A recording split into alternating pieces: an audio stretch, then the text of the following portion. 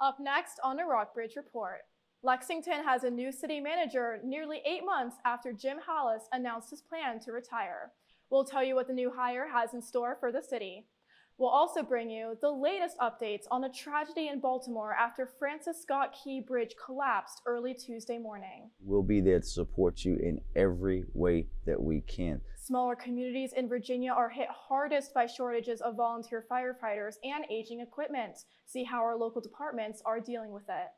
Later in the show, new construction projects are coming to Lexington and Buena Vista.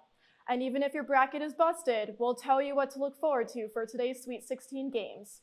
And finally, our Madison Carlin will give us the local forecast with spring in full bloom in parts of the country and others not so much. All this and more now on a Rockbridge Report. Live from the campus of Washington and Lee University with news for Rockbridge County, this is the Rockbridge Report. Welcome to the Rockbridge Report. I'm Caden Buss. And I'm Claire DiChiaro. Cambridge, Maryland City Manager Tom Carroll is Lexington's next city manager. City Council announced the decision to hire Carroll at last week's meeting. Our Ruby Gregg is live outside City Hall to give us more details on the new hire. Carroll has worked in local government for 28 years. He served as Cambridge's city manager for the last 2 years. He said in an interview that he decided to leave Cambridge because he could not stop a plan to develop 11 acres of waterfront property. He said a nonprofit organization is going to make the major decisions about the project, not the city, and that's why he opposed the development. Carroll said he is excited about Lexington's plans to renovate City Hall and upgrade its sewer and water systems in the coming years. Carroll will replace Jim Hollis, who will retire later this spring. Live from City Hall, I'm Ruby Gregg for the Rockbridge Report. Back to you in the studio, Claire. Thanks, Ruby. Hollis served as Lexington City Manager for more than 4 years. In the days after Francis Scott Key Bridge in Baltimore collapsed, the head of Maryland State Police confirmed that divers recovered the bodies of 2 missing workers on Wednesday. Baltimore Mayor Brandon Scott shared his support for the families of the victims. The entire city of Baltimore is with them. My heart, my prayers are with them, but we're going to be with them for the long haul. Once the phone calls go away, once the cameras go away and folks are on to another issue, we'll be there to support you in every way that we can to make sure that we help you heal as much as possible from the loss of their loved one. U.S. Secretary of Transportation Pete Buttigieg says the tragedy in the Port of Baltimore could impact the supply chain. The vessel traffic through the port is suspended for now. Ivan Rodriguez has more. Car carriers, cargo ships, and cruises halted indefinitely from traveling into and out of the Port of Baltimore. This has a significant and a seismic impact economically, not just on Baltimore, but on the entire state of Maryland. The ship that collided with the Key Bridge early Tuesday was carrying cargo, and Maersk, the Danish shipping giant that chartered the vessel, has suspended service in Baltimore for the foreseeable future.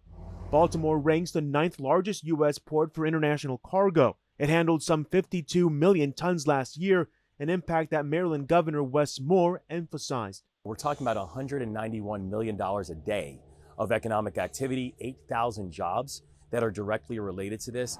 The city ranks first among U.S. ports that process autos and light trucks, handling a record 850,000 in 2023. That's not just cars, by the way. That also includes a lot of farm equipment, which is a very important export for the American economy.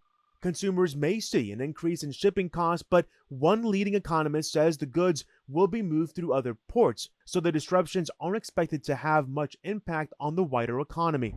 The Secretary of Transportation is worried about the livelihoods of port workers. If goods aren't moving, they're not getting paid. So we're very concerned for them.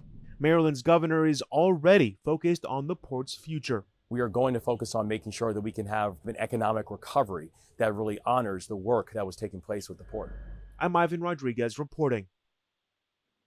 Buttigieg also says that returning to normal will take a long time and will be expensive. Communities in Virginia continue to struggle with shortages of volunteer firefighters and aging equipment. Here in Rockbridge County, the problem persists. Margaret Beimdick has the story. Fire departments in Rockbridge County, Buena Vista, and Lexington have decided that collaborating on responses to emergency calls is the best way to deal with understaffing.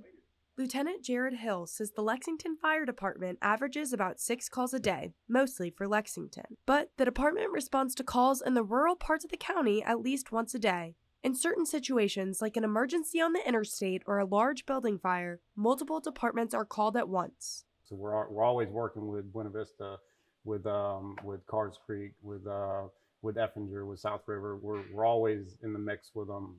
Departments try to avoid sending everyone out on a call. The idea is to keep some firefighters available in case of another emergency, but that doesn't always work. I believe it was 3 shifts ago, B shift, the shift before us, they ran 22 calls in one shift in a 24-hour period. And there was at least 2 times that I can think of that there were all 3 ambulances in the station were out covering calls. Lexington has full-time firefighters and 25 volunteers. This means that it can cover multiple calls at once, but other departments in the county don't have the staff and can't do that. Rockbridge Baths is a small volunteer-only department with about 10 active volunteers, mostly retirees. Our rule is you come when you can come. Other departments struggle to answer daytime calls if their volunteer firefighters are younger. They work. They're trying to support a family, raise kids, all that stuff, and a lot of daytime calls get missed. Bradford says Rockbridge Baths struggles to replace old equipment. He says they wanted to upgrade the department's 1996 pumper truck to a late 2000 model, but he says they could only afford a 2000 model. What we really need right now is warm bodies and some money. For now, departments like Rockbridge Baths must fend for themselves. Bradford says the department relies on limited funding from the county and fundraisers like spaghetti dinners and fish fries. Reporting for the Rockbridge Report, I'm Margaret Beimdeck. The Virginia Horse Center has kicked off its 2024 equestrian season. That means a jump in business for many hotels, restaurants, and shops in Rockbridge County. Chaz Chappell reports. Every year, the Virginia Horse Center attracts riders from across the country to participate in its dressage, horse jumping, and racing contest. The event, held last weekend, marks the official start of the center's 49-week season. In all, county economic development documents show that about 30,000 people will come to Rockbridge County this year, just for Horse Center events. Rockbridge County Administrator Spencer Suter says that translates into nearly $4 million for businesses and tax revenue for local governments. It brings a lot of people here, and they all need to eat and stay, and we're encouraging them to go out to dinner and go gift shopping and be part of the community. Booth says the Horse Center attracts nearly 2,000 riders and coaches per weekend at the peak of the season in July. Rider Megan Lunane says the Horse Center's large-scale competitions make it worth the drive from her home in Charlottesville. She and her horse Tilly compete in short course hurdle jumping. It's really great for the horses to get in such a big atmosphere. You're so close to home. Suter says the Horse Center receives 3% of the lodging tax from Rockbridge County, Lexington, and Buena Vista. The Horse Center uses the money to repay construction debts and cover operating costs. Sleep Inn General Manager Debbie Moore credits 60% of the hotel's business to the Horse Center. We've had a couple sold out weekends so far this year. We have 71 rooms here, so we're usually at least at 50, and then sometimes we get all the way up to 71. Booth says she works with hotel managers like Moore to attract customers year after year. Heliotrope Brewery General Manager Leo Stevens Lubin says he enjoys meeting out-of-town customers. We've gotten more Horse Center crowds. We definitely, when they have big events there, have quite a few come through. Booth says she's already working on lining up lodging for participants in competitions through July. For the Rockbridge Report, I'm Chaz Chappell. Right after the break, we'll walk you through the details on the new construction project in both Lexington and Buena Vista. It's been a beautiful day here in Lexington. Lots of people outside enjoying these nice sunny skies and some light breezes. Looks like the warm weather is expected to continue into this weekend. I'm Madison Carlin. I'll have more details in my 5-day forecast. A new museum exhibit looks at Western Virginia's history with slavery with the help of Rockbridge County high school students. Welcome back to the Rockbridge Report. McCrumb's parking lot in downtown Lexington is about to get a facelift, at least part of it. Finance Director Jennifer Bell said City Council will likely commit in late April to spend $100,000 to repair the lot between Main and Jefferson Streets in the heart of downtown. Director of Public Works Patrick Madigan said the budget covers only the city-owned parking spaces. 39 of the 75 parking spots are privately owned. Madigan said the city will ask the owners to pay if they want their spots repaired. Buena Vista is also updating things. Next Friday is the official build day for a new town square pavilion. About 130 volunteers will join the local timber framers to assemble the pavilion. The project is just part of phase 1 in what city officials are calling the Town Square Project. The town square will include a stage for concerts and patio seating for everyday use. So far, the city has raised over $212,000, which includes federal funding and citizen donations. For more on both projects, check out the stories at rockbridgereport.wlu.edu. Rockbridge County High School 2023 graduate Sarah Basu-Chaudhry has lived in Lexington her entire life. But she said she didn't understand the region's history with slavery until she took an introduction to African American Studies class.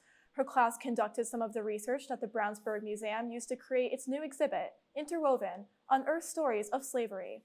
It follows the life of an emancipated couple from Brownsburg and the impact enslavement has had on their descendants today. Basu-Chaudhry said taking this class and conducting research opened her eyes to American history that often goes unspoken. I walked away with just this understanding that there was a lot of history that I hadn't been taught. The exhibit opens this week. Tensions are rising between the U.S. and Israel over the plight of civilians in Gaza. Now that divide is showing up in such public ways, it's surprising some observers. Amy Kiley reports.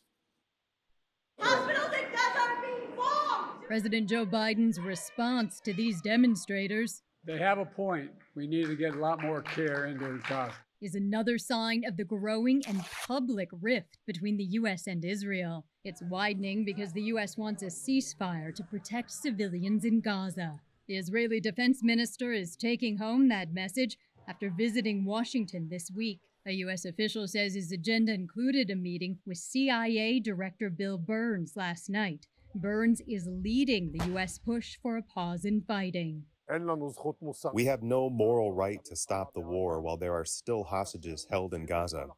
And here's a key moment from the minister's meeting with Defense Secretary Lloyd Austin yesterday. Well, Mr. Minister, I look forward to discussing how we can dramatically and urgently ease the humanitarian crisis in Gaza. Today, another sign of the rift is that top advisors to Israeli Prime Minister Benjamin Netanyahu are not in Washington as planned. We wanted to have that meeting with Israel to present to them an alternative way to accomplish their legitimate security goals. Netanyahu says he canceled because the U.S. abstained from a UN ceasefire resolution vote instead of vetoing it. Now the U.S. is going further and backing it. The UN Security Council resolution carries weight and should be respected. I'm Amy Kiley reporting. Secretary of State Antony Blinken says the U.S. only abstained from the UN vote because the resolution failed to condemn Hamas. Snow has blanketed much of the country this March. We'll show you the parts of the country facing a winter blast in spring, as well as what the forecast looks like in our neck of the woods. Also later in the show, WNL women's lacrosse is on a roll. The 7th-ranked team's head coach spoke with R. Mackenzie Kane after last night's rout. Welcome back to the Rockbridge Report. Millions of people started this week under the clouds of stormy weather. Blizzard warnings across much of the Central Plains could continue into next week. Emily Schmidt has more on the season-swapping winter weather pushing spring to the sidelines. This week, millions of people are watching winter show up out of bounds. Out of season, almost out of nowhere. We had those 70-degree temps not too long ago. I thought that was pretty much it. This ski area just outside of Minneapolis knows the cold truth of a so-called winterless winter, where only 11.1 inches of snow fell in December, January, and February. 19 winters of doing this. This is probably the most challenging winter I've seen in my experience. Now Minneapolis's first week of spring is officially snowier than all of winter. It attracted an out-of-state snow removal company to test out the kind of snow not falling close to home. We're not getting much snow this time of year. We decided we'd come up, help some friends out here. The Minnesota State Patrol reported more than 460 crashes on the roads, while spring breakers pinned their hopes in the air. I'm so excited. I hate the snow. I want the beach. I want the hot weather. We're ready to go. The Northeast is recovering from its own storm. Central Maine Power says it fielded more than 770 emergency calls on Sunday after Saturday's ice storm impacted power to about 200,000 customers. The company vows work to restore power to everyone will continue, quote, round the clock. At least a clock can be counted on when the seasons seem all mixed up. I'm Emily Schmidt reporting. I wore a t-shirt with the warm weather today, but a chilly wind caught me off guard. I know I had to break out my big puffer coat this afternoon. Madison, will this windy weather continue? You know what, Claire? I can tell you right now, we are leaving this chilly weather behind as we are walking into spring, with last week, the first day of spring, setting us up for some great weather. Looking right now at a live shot of downtown Lexington, let's talk about today's weather. Beautiful day out today, high of 59. Going to be a nice cool evening, low of 47. Barometric pressure at 29 and 97/100 inches. Little breezy today, up at 5 miles per hour. Humid today as well, up at 40%. You can see on our radar map that the sky is clear in Lexington in our region, but some patches of rain coming in and making their way from the southwest, not expected to hit us until Sunday.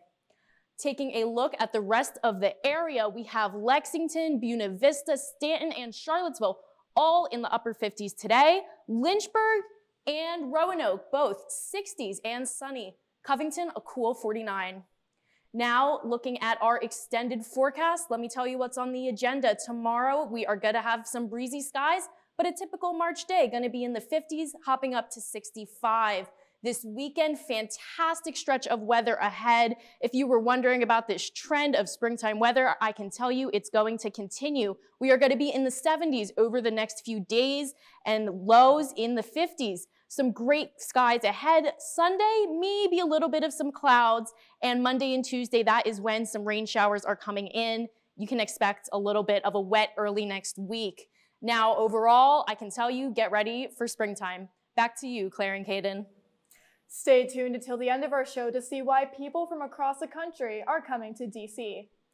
There's just something about cherry blossoms, right? They have the power to bring people together in a way unlike any other. Baseball is back, and so is March Madness. I'll walk you through today's Sweet 16 games after the break. Welcome back to the Rockbridge Report. March Madness is in full swing. Caden, how's your bracket looking? Fortunately, my bracket was busted after day one last week, and my Brewers opening day got postponed. Tell me you have better news, Billy. Yeah, my Red Sox start their season on the West Coast tonight against the Mariners, so hopefully they can win. But in other news, Governor Youngkin's plan to lure the NHL's Capitals and the NBA's Wizards to Virginia officially fell through. Both teams are staying in Washington after owner Ted Leonsis and D.C. Mayor Muriel Bowser signed a letter of intent yesterday. The city and ownership reached an agreement on a $515 million publicly funded arena project. Youngkin said in a statement yesterday that personal and political agendas drove away the deal from Alexandria. Democrats responded, saying Youngkin mismanaged the proposal from the start. March Madness is back today. Thank God. Tonight's slate of Sweet 16 games feature 4 heavyweight matchups with Clemson and Arizona starting the night at 7 p.m., while Illinois and Iowa State close the night at 10 p.m. in a game that could be won at the buzzer. The UConn Huskies looks to keep their back-to-back title run alive when they take on 5th seed San Diego State, while Hubert Davis's Tar Heels take on Alabama in a game where you can expect a lot of scoring. Washington and Lee's women's lacrosse shut out Ferrum 22-0 last night, extending the team's win streak to 8 games. Our Mackenzie Kane spoke with head coach Maddie Coleman after the game. Good evening, Rockbridge. I'm here at Washington and Lee's Watt Field, where the number 7th ranked Generals women's lacrosse team just shut out Ferrum College 22-0. Now, joining me here is head coach Maddie Coleman. Coach, walk me through the strategy for games like these where the team takes such a commanding lead from the start. How do you still seize the opportunity to improve in a game setting? I think we really just focus on our pace of play, how we play together, and just having fun and making sure we know we can still get a lot out of it, and respecting the team we're playing and respecting the game. Now, Coach, this weekend's matchup is going to be a little bit more difficult with the College of New Jersey being ranked number 10 nationally. What are you telling your players to keep that competitive spirit alive? I mean, we've had some really tough competition this year. We've got a really stacked schedule with a lot of ranked teams. So that gets them really excited to play really high level competition. And as much as we focus on, the other team and their strategies, at the end of the day, we're just worried about ourselves and making sure we show up and play as a team and most importantly, have fun while we're doing it. Now, Coach, you're in your second season here, coming off a historic year last year. Walk me through what you're feeling right now. We're already past that halfway point in the season. Yeah, I mean, we've had a really great year, and it doesn't feel like we're almost halfway through, but we're excited to finish out our regular season really strong and looking forward to the ODACs and NCAA and what's to come. And we're really just focusing on the process at this point, the day to day. So right now, I'm really just worried about practice tomorrow. Well, Coach, thank you for your time. I appreciate your time, and best of luck moving forward next weekend, or this weekend, I should say. And signing off with the Rockbridge Report, I'm Mackenzie Kane. The Generals will be on the road against 10th-ranked College of New Jersey in Maryland this Saturday. The Washington and Lee men's lacrosse team traveled to ODAC rival Randolph-Macon yesterday, where they escaped with a huge 13-11 victory in a game where rain and miserable weather stole the show. The Generals welcome Hampton-Sydney to town this Saturday, where they look for their 4th win in a row. The VMI men's baseball team traveled to Fairfax, Virginia on Tuesday, where they got blown out by George Mason 16-3. It was a tough game for the Keydets, who have now dropped 4 games in a row. They will look to get back on track tonight at 6 p.m., where they welcome Wofford College to town for a big 3-game series. That's all for sports. Back to you, Caden. Thanks, Billy. I sure am happy to watch some basketball tonight. Thousands of locals and tourists turned out in Washington to see the cherry blossoms, which are now in full bloom. Leanna Golden reports. From the stage of the Warner Theater,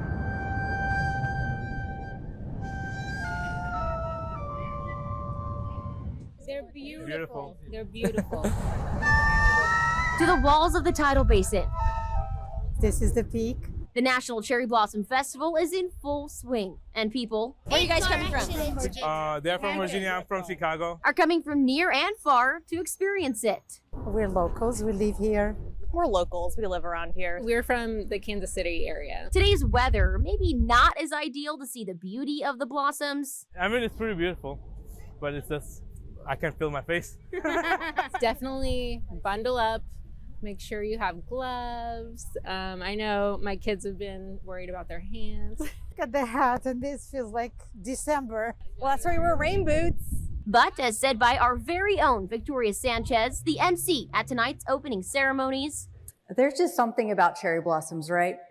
They have the power to bring people together in a way unlike any other. Hey, what you got there? like these two, a local artist painting the petals as they fall onto his canvas. It's just a natural part of the cherry blossom cycle. And a young tourist, taking some of the view with her for later. Who knows if they'll be here next weekend. So advice to come out and experience peak bloom as this cold, cloudy day comes to an end. See, insider tip, it's okay to come if there's an overcast. Don't tell everyone that. Come at sunrise or sunset. Might be annoying waking up, but it's so worth it. Yeah. At the tidal basin, Liana Golden, 7 News. The National Cherry Blossom Festival ends on April 14th. That's all for the Rockbridge Report. Thanks for watching. Join us next Thursday for another half-hour edition of the Rockbridge Report.